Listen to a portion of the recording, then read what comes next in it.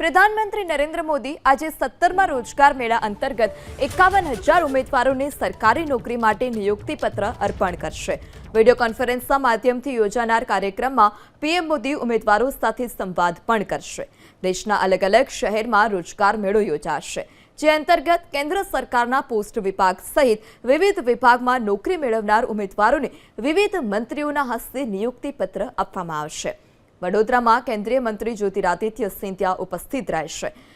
અત્યાર સુધીમાં યોજાયેલા રોજગાર મેળા અંતર્ગત 10 લાખથી વધારે નિયુક્તિપત્ર અર્પણ કરવામાં આવ્યા છે।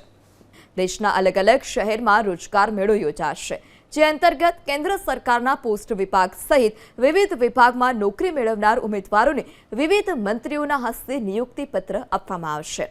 વડોદરામાં કેન્દ્રીય મંત્રી જ્યોતિરાદિત્ય સિંધિયા ઉપસ્થિત રહેશે। અત્યાર સુધીમાં યોજાયેલા રોજગાર મેળા અંતર્ગત 10 લાખથી વધારે નિયુક્તિપત્ર અર્પણ કરવામાં આવ્યા છે।